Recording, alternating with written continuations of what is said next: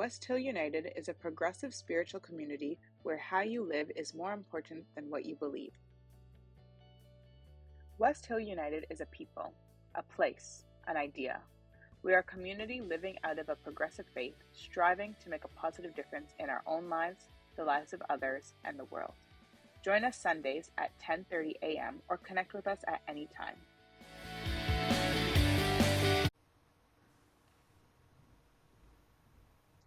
The first reading is from a speech made by the Black American abolitionist and women's rights advocate, Frederick Douglass, also an orator, author, editor, and statesman. The title of the speech was The West India Emancipation, and he delivered it in New York State on August the 4th, 1857. And this is what he said. If there is no struggle, there is no progress. Those who profess to favor freedom and yet deprecate agitation are men who want crops without plowing up the ground. They want rain without thunder and lightning. They want the ocean without the awful roar of its many waters. This struggle may be a moral one, or it may be a physical one. And it may be both moral and physical, but it must be a struggle.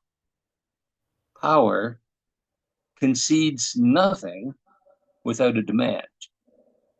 It never did, and it never will. Now, the second reading is from a book written by Václav Havel. And that's a name that's been familiar to me for many, many years. He was a Czech writer, and one of my fellow students from university traveled to Czechoslovakia without knowing a word of Czech, learned the language, and began translating Havel's plays into English, and they remain the standard to this day. Most of those plays made fun of the communist government of the day, and of course he spent some time behind bars for such indiscretions, but he also developed a significant popular following, and after the collapse of the communist regime there, he became the first president, which is a bit rare. It's like Shakespeare becoming King of England in a sense. It happened. This is his comment on the dissident. The dissident does not operate in the realm of genuine power at all. He is not seeking power. He has no desire for office and does not gather votes. He does not attempt to charm the public. He offers nothing, and he promises nothing.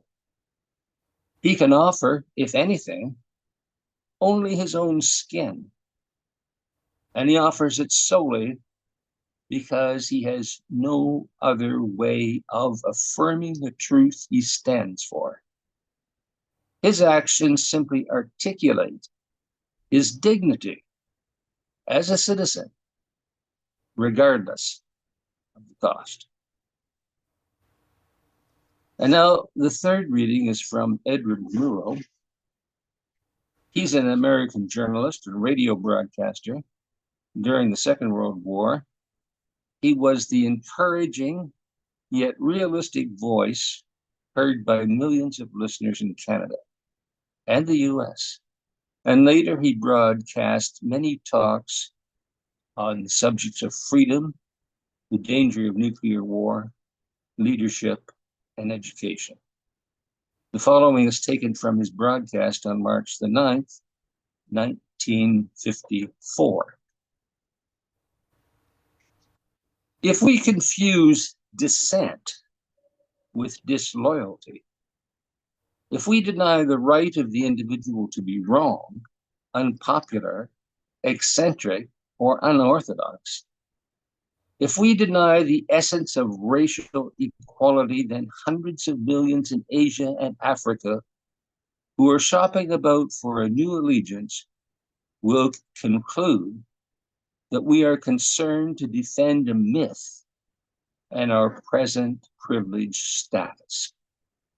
Every act that denies or limits the freedom of the individual in this country costs us the confidence of men and women who aspire to that freedom and the independence of which we speak and for which our ancestors fought. Offered as wisdom for the journey. May we walk in its light. Sorry, I was looking at the keys too much. I forgot to look at the screen. And then when I did, I didn't understand what was happening. And so Donna smiled. Donna smiled. Thank you. First picture, first photograph.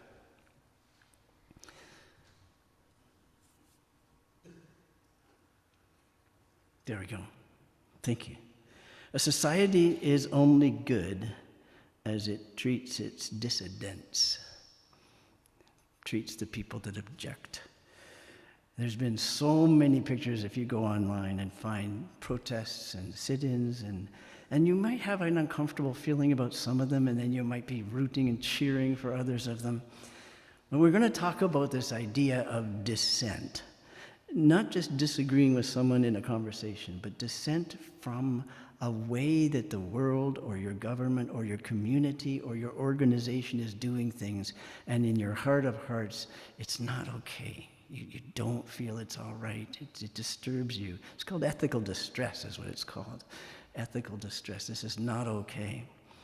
And the word dissent means to speak against, and a dissident is someone who speaks and acts against, someone who actively challenges, with all the courage we've been singing in the words we've been singing today, a policy, an institution, a government, a religious system, a church, someone who speaks against, not in meanness or derogatorily, but in objection.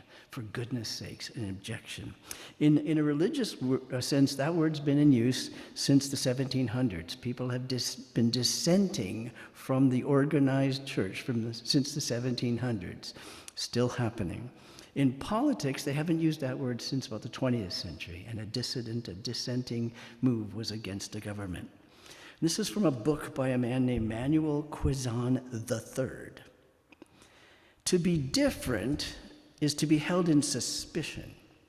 The nonconformist must be a subversive. Subversion and rebellion makes societies actually more generous, more diverse, more compassionate, and they make an individual more free. For the inability or the unwillingness to see dissent as a virtue and not a flaw is what provokes the hostility that makes the anxious herd stifle and stamp out anything different. But humanity is not a herd, and being human demands a vigilance against the kind of provocations that start stampedes. I had to read that a few times. Next slide, next PowerPoint. That is a picture of an organization called Dissent! That's their name, Dissent! They adopted the name as an international group of groups that organized in protest to the G8 summit held in the McKechnie's World in Scotland in the summer of 2005. Most groups that joined together shared their objection to unbridled capitalism and authoritarianism in governments, Most of them have been involved with ecological themes, environmental themes, anti-war movements, and they all came together. And since that time in Scotland, they've done these protests in Germany, Sweden, Netherlands, Spain, Belgium, and France. And their requirement was that you had to assent to the principles in a group called the People's Global Action, PGA. You may have heard of it. I had not. I'm happy to know about it now. The People's Global Action is the bigger group, and they are against those same things. They protest against unbridled capitalism, which leaves the poor in the dregs of poverty, and environmental justice. And they've had conferences and caravans and sit-ins, and they actually had a laugh-in, a protest of laughing, in India, Bolivia, Athens, Milan, Belgrade, Barcelona, Dijon, Mexico, Nicaragua, Panama, Brazil, Bangladesh, New Zealand, and the US. I haven't seen a caravan. I would love to see a caravan of dissent. However, this is a group of people. Have you ever belonged to an organization of any sort at all? Yes. And it was probably populated by people. Can't get away from that. At my workplace, we would have solved many, many problems long, long ago if there were no people.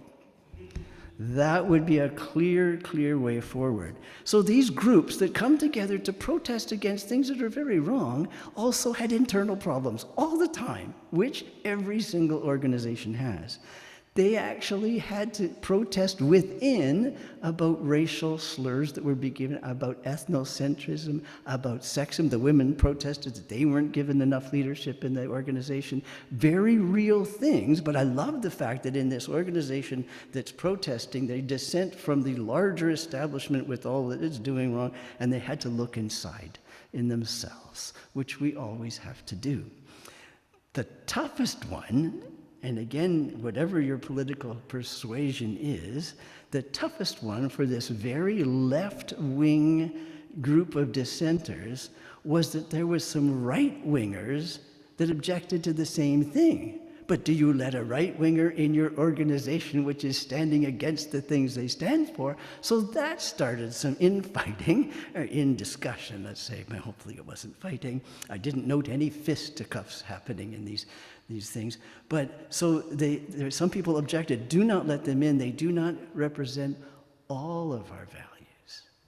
Well, there's hardly many people on the planet that will always represent everything you think or feel or whatever. So they had to work that out. And so it went right to the top of the organization. What do we do about people who are for corporatism and for capitalism, but they're also against what we're doing to the environment? So this was the statement that was made. The coordinator of the American Caravan said, "Let's work together when we can. Let's work together when we can. Work in parallel when we must." Like, okay, you can work beside me. I don't want to look at you because I don't approve of some of the, but I'll work beside you because we're working for the same thing.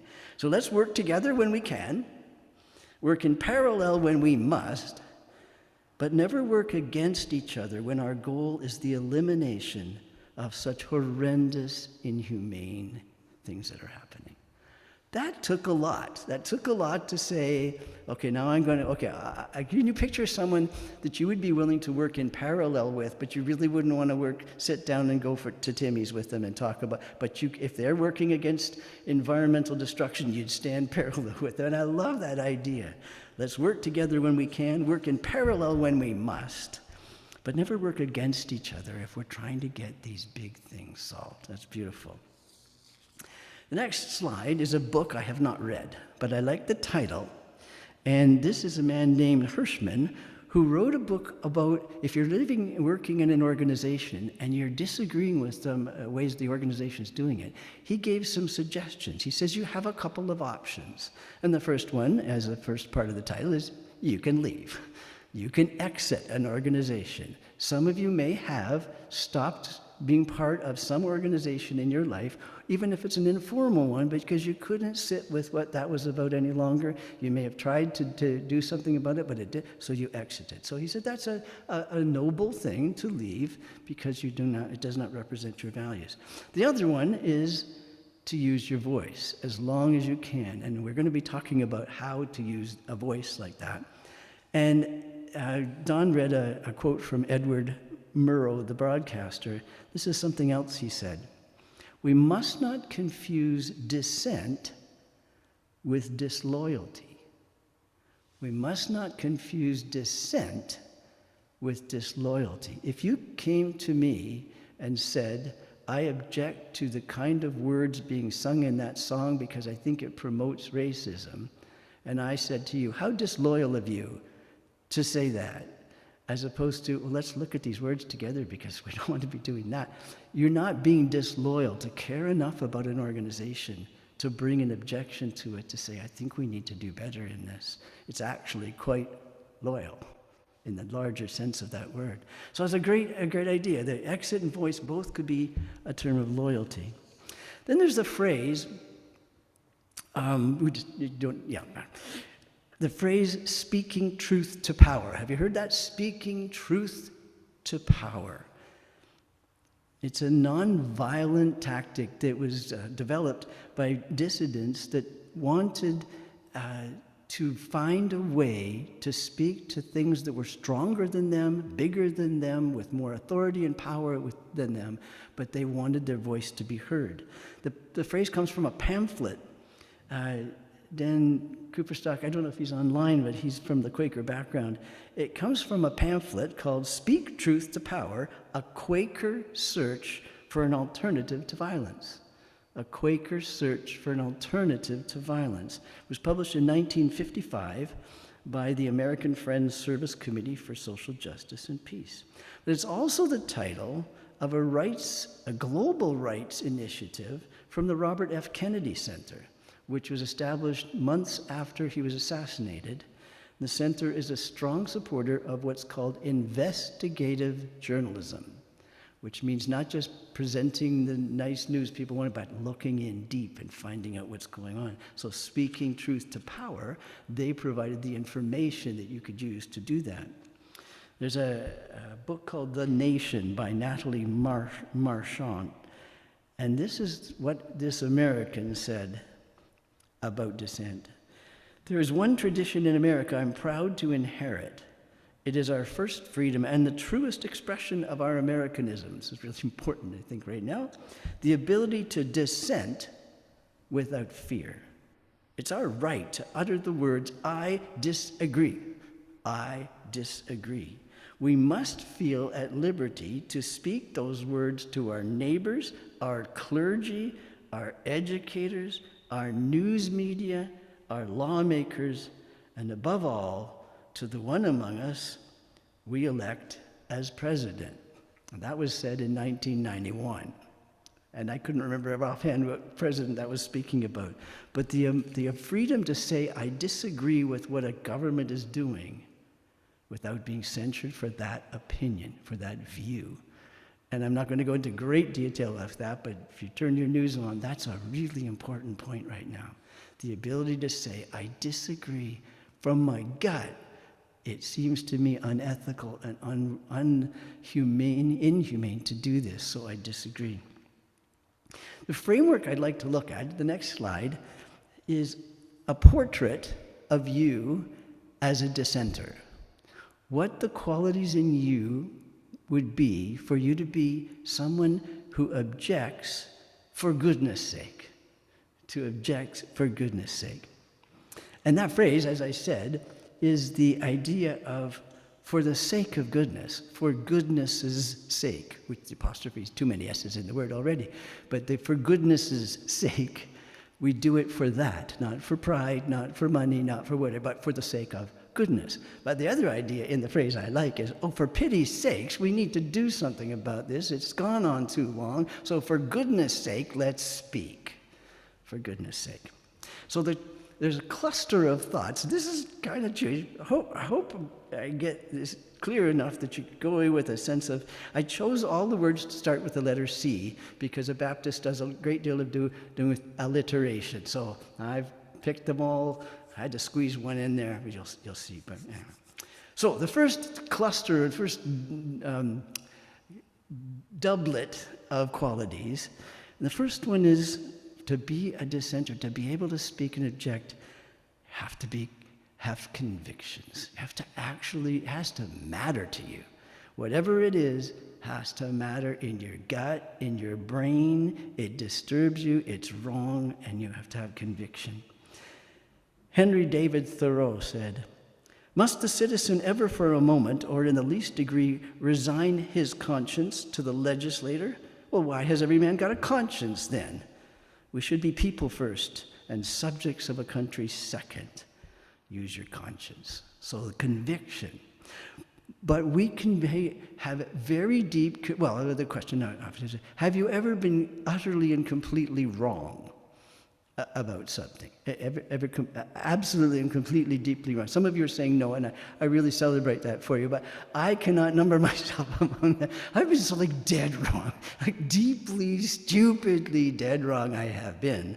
And you look back at yourself and you think, how does the me that's here now connect with the me that was there now? Because it was a conviction. I really did think that way, and now I don't. So the other thing we want to couple with our convictions is clarity about the facts, about reality, and an openness to say, if I understand something differently, I'll move with that. I'm still a convicted person. It matters to me, but I've just found out something. So the next slide is, conviction and clarity. The second, Edward Murrow also said, anyone who isn't confused doesn't really understand the situation. I like that. Anyone who isn't confused about the world right now doesn't understand the situation. Quite right. The second couplet, the doublet, is the second, so next slide. Courage is absolutely necessary to walk into an organization or up to a politician and say, I disagree. It takes courage. A simple way to determine whether the right to dissent in a particular society is being upheld is to apply the test of the town square. Can a person walk into the middle of the town square and express his or her views without fear of arrest, imprisonment, or physical harm? If he can, then the person is living in a free society. If he cannot, it's a society of fear. So the town square test. So courage. However, we can be very foolish with our courage, and so I add the statement, another C word, another word starting with C, for goodness sakes, to use caution as well. To use a wisdom about what you're going to protest, how you're going to protest.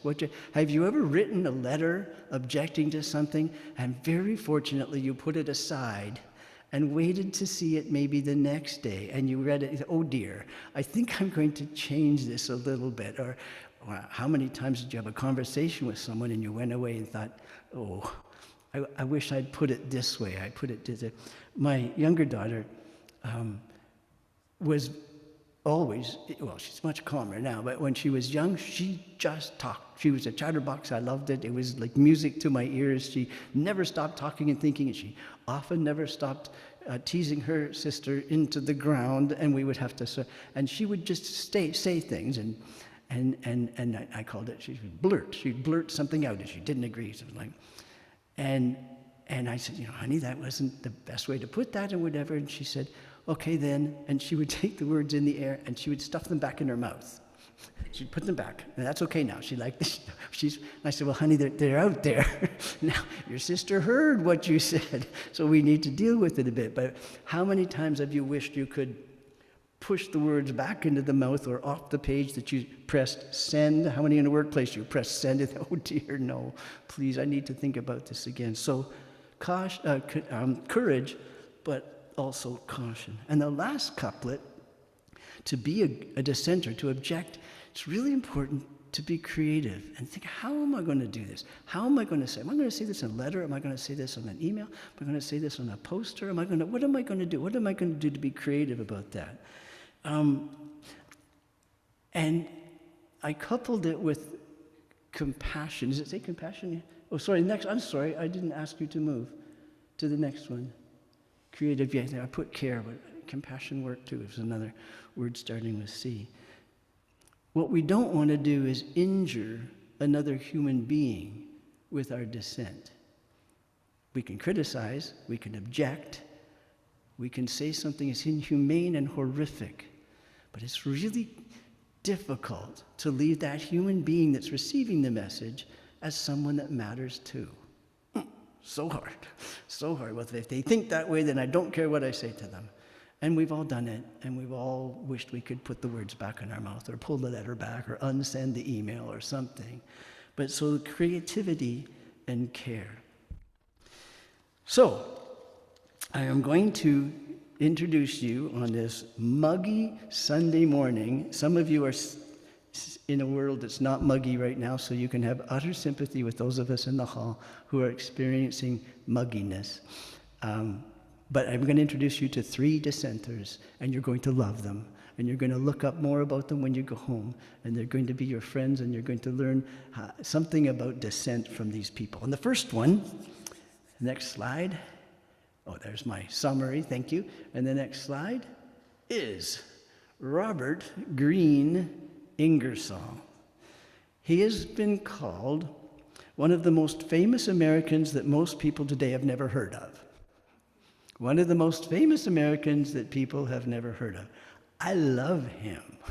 I have read all his works, and I have almost in my mind heard him speaking. He, at the time of he was a colonel in the Army, Union Army, and before television and radio and internet and everything, he was a public orator, which means he spoke with no microphone in the next slide. We'll show you the kind of place. That's actually a hall in which he spoke, and you can't even see where the speaker is at the very front of this hall, but he spoke in this hall with no microphone, and everybody heard him, which was good for some and bad for others because he was such a critic of religious superstition and churchiness and hypocrisy. He was sought after by thousands, even if you disagreed, because he was so entertaining to listen to. Some people would go home mad, and some people would go home delighted. He was the son of a broad-minded congregational minister. A broad-minded, now, you know, some people, if your experience has been you've never met a minister who was broad-minded, that's part of our past in some ways, but a broad-minded congregational preacher whose radical ideas were so objectionable, he kept getting shunted from church to church as a minister. And that's how Robert Ingersoll grew up.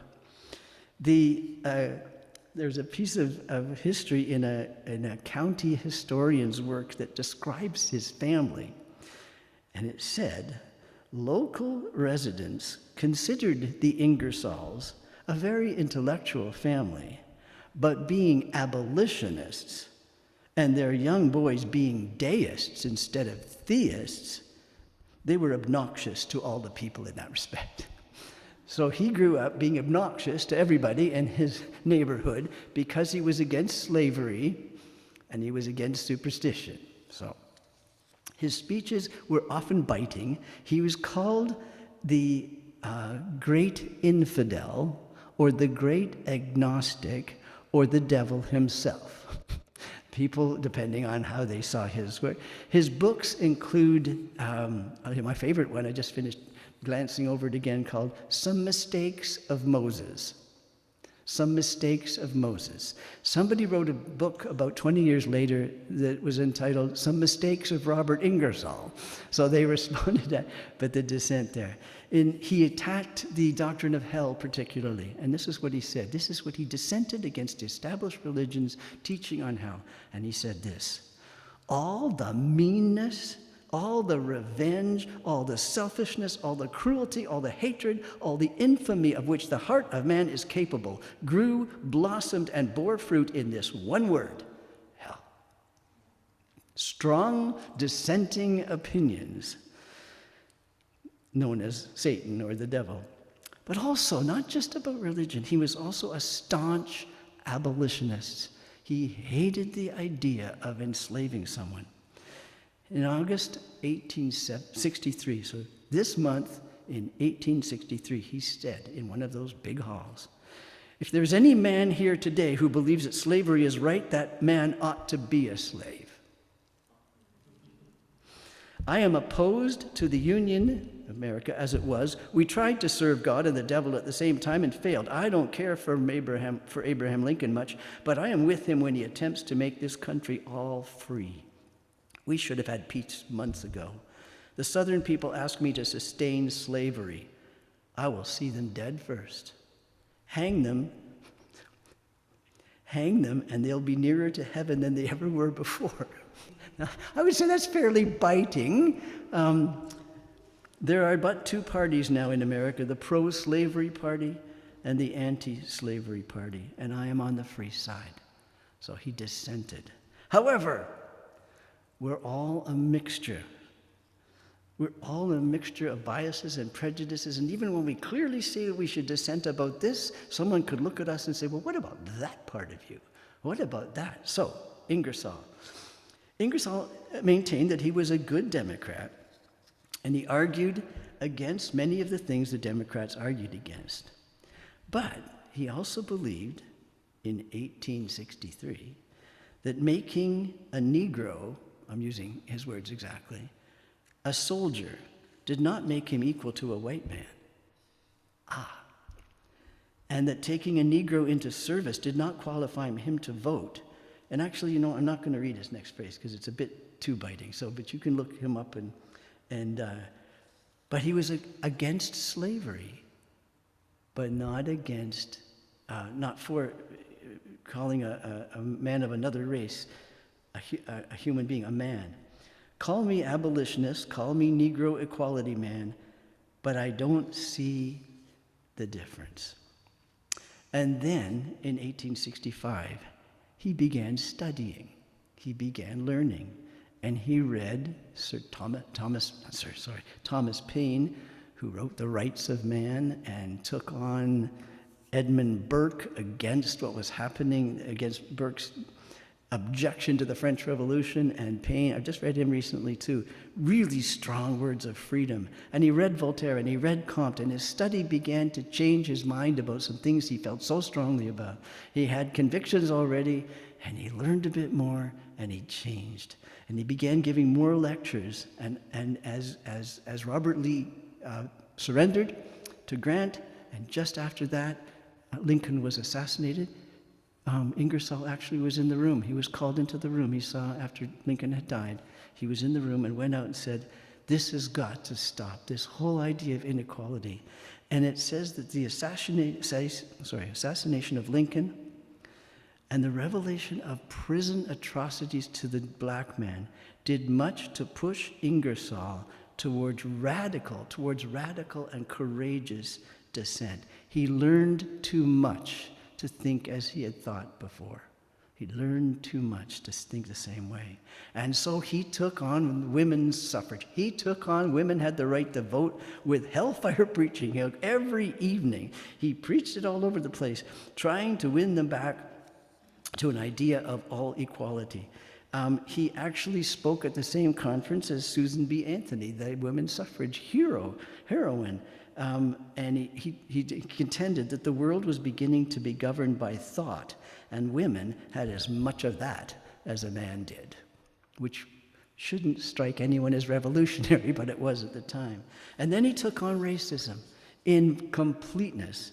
In his autobiography, Frederick Douglass, who Don read a quote from, Frederick Douglass was a black abolitionist and women's rights defender, described an incident in Ingersoll's hometown in which he was welcomed into the home of the great infidel, Ingersoll, when Christian ministers refused to let him into their homes.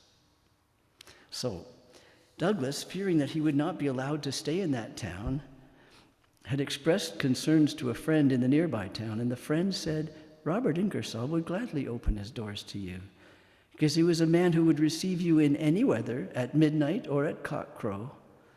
Douglass received a welcome from Mr. Ingersoll and his family, which would have been a cordial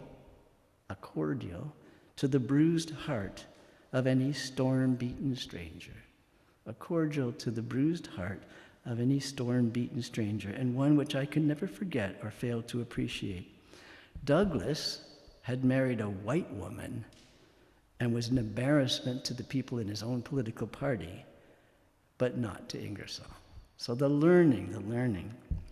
So when Ingersoll's brother died, they were both lawyers, he, in his speech, came up with a beautiful phrase, and if you can recall what Donna led us in to sing Theodore Parker's word about be ours a spirit which like sunshine goes everywhere and takes religious terms and turns them into something everyone can relate to. This is what he said in his brother's funeral. My brother believed that happiness is the only good, reason the only torch to light the way, justice the only worship, humanity the only religion, and love the only priest. Do you hear the echoes of Theodore Parker's words of that? So he paid the cost. He paid the cost. Now, Ingersoll was often said, go into public office, be in public office. But too many people said, no, we disagree with too much of what you say. And they asked, if you could just tone down your dissent, could you, Ingersoll, could you just tone down? Now, if you imagine, I wish you could read about this man and then see what anyone would think if you told him to tone down. He decided not to and didn't enter public office because he wouldn't be able to attack what he thought was wrong. To attack what he believes to be wrong, though defended by many, he would be willing to stand for right against the world. So he was limited by his dissent, but he wouldn't give it up. That was Ingersoll. Great man. Look him up. Love him.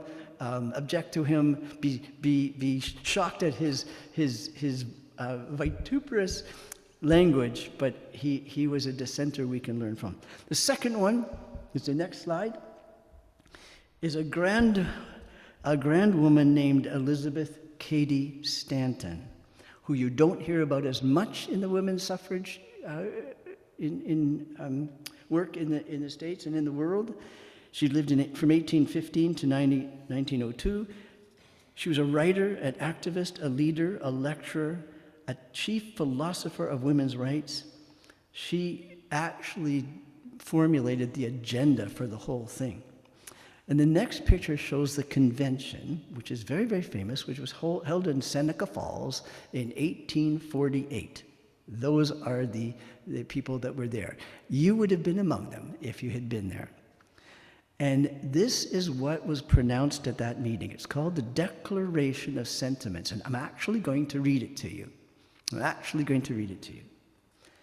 And you'll see very quickly, if you know your American history, the language she used to draw all Americans together. When in the course of human events it becomes necessary for one portion of the family of humanity to assume among the people of the earth a position different from that which they have hitherto occupied, but one to which the laws of nature and of nature's God entitle them, a decent respect to the opinions of humankind requires that they should declare the causes that impel them to such a course. So she did. We hold these truths to be self-evident, she wrote, that all men and women are created equal, that they are endowed by their Creator with certain inalienable rights, and among these are life, liberty, and the pursuit of happiness, that to secure these rights, governments are instituted, deriving their powers from the consent of those who are being governed. Clear, I would say. Elizabeth Cady Stanton was clear. Indeed, it will dictate that these governments, long established, should not be changed for light and transient causes, but these are important causes. Such has been the patient sufferance of the women under this government, and such is now the necessity which constrains them to demand the equal station to which they are entitled. The history of humankind is a history of repeated injuries and usurpation on the part of man toward women, having in direct object the establishment of an absolute tyranny over her. And to prove this, let facts be submitted to a candid world. And she lists abuse after abuse after abuse of women's rights. And it's long. It's really worth reading. And it was signed in 1848 by 68 women. Would you have been one of them if you were a woman? And 32 men. There's quite a difference in the number there. 68 women and 32 men, only 100 out of the 300 delegates signed it. However, they did, and it was the first women's rights convention to be organized by women. She was later ostracized for her beliefs many times from fellow suffragettes who disagreed with how deeply she felt about these things. And so we learn courage and caution. And lastly, next slide, Albert Einstein, 1879 to 1955. A genius, a total genius. You can see in the slide there, he was a pioneer in revolutionizing how we perceive the universe. And you can read about his scientific, technical advances, some of which turned out to be wrong, but they led to people exploring things further. But many people don't realize, and I really was glad to dig into this, that quite beyond his scientific work was his peacemaker and civil rights advocate, his pacifism, his active anti-racism. He was one of the first to warn against the world against the dangers of Nazism. He joined anti-lynching campaigns. Can you imagine that they would have still been necessary? Anti-lynching campaigns. He publicly opposed McCarthyism and called for nuclear disarmament worldwide. He objected to racism. His next picture there, just quickly, his next picture is standing there with the singer, Paul Robeson, if you have heard him sing many beautiful spirituals, and they were together on an anti-lynching campaign. He enjoyed a 20-year friendship with him and had him in his home. Next slide is him, Einstein, with Marian Anderson, the beautiful, beautiful singer. She gave a concert at Princeton but was denied lodging at a local segregated hotel. So Einstein says, "Come and stay with us." And she did. So dissent against the system. He was not a saint. He was not a saint. Neither have any of these that I've been talking about, and neither am I or you. We're all a mix, because he did take some very racist views about some other races. So yes to this, not so much to that, and who could vote and who couldn't. But he had left us with some suggestions, and I've chosen some pictures that go along with an author put together what he thought Einstein would tell us if he was standing here now saying, you need to dissent about some things happening in your world, in your time, and these are qualities I think will help you. So he listed these 7 qualities that Einstein would say to us today. This is what you need to nurture in yourself. And I just show some pictures from Wikipedia and different places that illustrate those things. So here's Einstein's 7 suggestions for you as you think about what else you're going to dissent from in your precious, beautiful world. First one. Next slide. Expend your efforts on the things that matter. Expend your efforts on the things that matter. And I chose a picture of his scientific work. It's Gandhi there, his social justice work, and his friendship and working with people and talking with people. So expend your efforts on the things that matter. Einstein would also suggest to you, the next slide, do the things you love even if you're terrible at them. Do the things you love even if you're terrible at them. And take on something new, do it just because you're not great at it. We back away from things. And Einstein says, plunge in, plunge in. Next one, have a puzzle mindset. Have a puzzle mindset. Einstein had very strongly held convictions about life, physical reality, and social justice. But each of his opinions he held as a hypothesis. This is what I think so far. This is what I think is right to this point. But I'm open. I'm going to look at it like a puzzle. I'm going to look at it, see if I can solve something there. And if I can't, I better find another way to do it. Have a puzzle mindset. Einstein's thought experiments were among the most creative approaches ever taken in science because he had a puzzle mindset. It's the opposite of what's called cognitive entrenchment, which just means stuck. So have a puzzle mindset. Next slide. Number 4, think deeply, both long and hard, about things that truly fascinate you.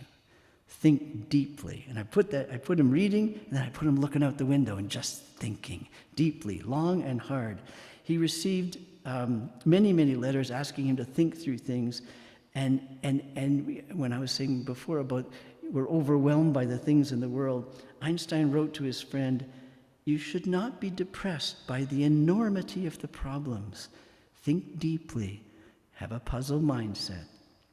The next one, don't let politics fill you with either rage or despair. And I picked that picture. I just thought he was thinking, he was feeling. It was so much wrong he wanted to attack. Don't let politics fill you, not that you can't be angry and not that you can't feel despair, but don't let them fill you so that that's what's running you. Awfully good advice, very hard. Einstein came up with sometimes we don't need to bat our wings, we just need to ruffle our feathers a bit and think like that. Instead of batting our wings, we'll ruffle our feathers. And sometimes, next picture, blind obedience to authority is the greatest enemy of the truth. And I put him sailing because you have to be very careful to, the book might say this, but the wind is saying this. And be careful that you're not blindly following an authority instead of following the truth. And number 7, science, truth, and education are for everyone, not just the privileged few. I told you he invited Marian Anderson to stay at his house. But this picture is his visit to Lincoln University, the first degree-granting black college in the United States. He was told not to go there because it would besmirch his reputation. And so he decided that was a very good reason to go there, and he did. And he lectured, speaking with the students you can see in the picture, and answering questions. And he made a formal address to the student body. My trip to this institution, he said, was on behalf of a worthwhile cause. There's a separation of colored people from white people in the United States. That separation is not a disease of colored people, it's a disease of white people. So he went and he talked. And he talked about anti-racism with people that had suffered it or had families that were enslaved. He defied the prevailing racial climate at a time to visit this. And the next picture is, they conferred on him an honorary degree, which some of his friends said, that will not help your reputation. And Einstein says, oh, I love it.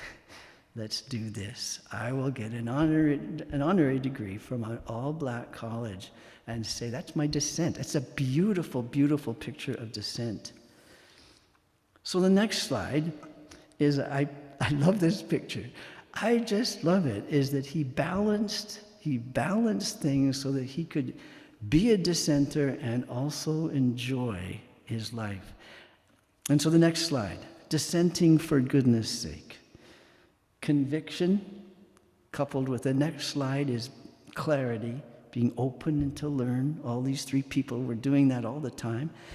The other one, the next one is courage. Next slide, courage coupled with caution, wise self-management. We might have thought that Einstein and Ingersoll weren't using some of that, but they were.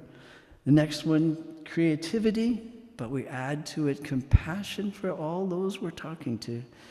So all together, next slide, clarity and conviction, courage and caution, creativity and care all together. And those are, you don't have to memorize them. It's not a new dogma. It's just some ideas. And I'm going to ask Donna to sing a song that she has sung before.